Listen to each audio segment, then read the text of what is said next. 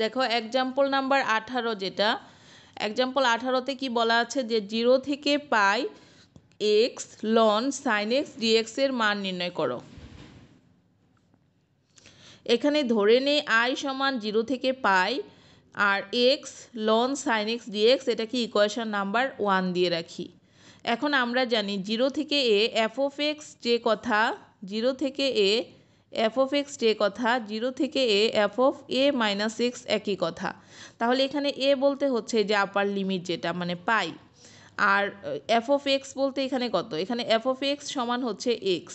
তাহলে f of a minus x, a বলতে কত, এখানে পাই মাইনাস এক্স সমান কত হবে, এক্সের জায়গায় এই যে পাই মাইনাস এক্স, তাহলে এক্সের জায়গায় পাই মাইনাস এক্স লিখলাম। আর লন এখানে আছে সাইন এক্স, তাহলে এফ অফ এক্স বলতে সাইন এক্স, তাহলে f of a minus x কী হবে, সাইন এক্সের জায়গায় পাই মাইনাস এক্স। তাহলে দেখো,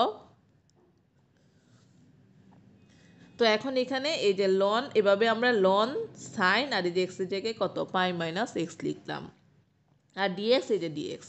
এখন 0 থেকে pi minus x ln sine pi minus x মানে কি, সাইন পাই মাইনাস এক্স মানে হচ্ছে কিন্তু শুধু সাইন এক্স, কারণ কি সাইন পাইকে আমরা 2 × 90 ডিগ্রি লিখতে পারি, আর এখানে আছে কত মাইনাস এক্স।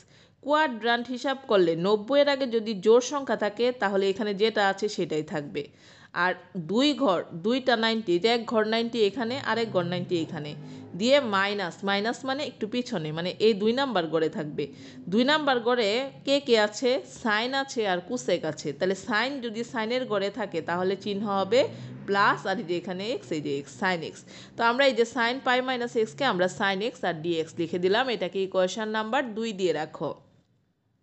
এখন 1 নং এবং 2 নং সমীকরণ আমরা যোগ করব।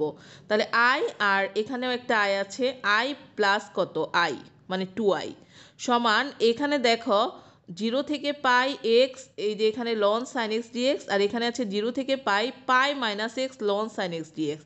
তাহলে দেখো এটা প্লাস যদি এটা করো তাহলে কি আসবে, মনে করো এটা প্লাস এটা, অর্থাৎ হচ্ছে কি এক্স লন সাইন এক্স আর প্লাস পাই মাইনাস এক্স কত লন সাইন এক্স।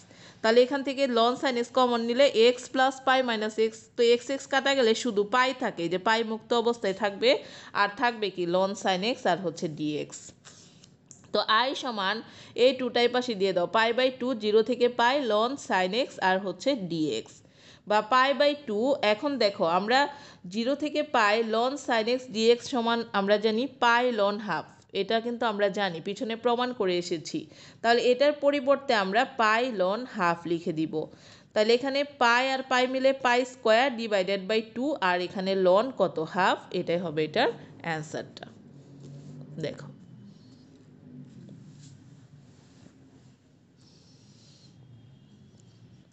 ওকে, আজকে এ পর্যন্তই।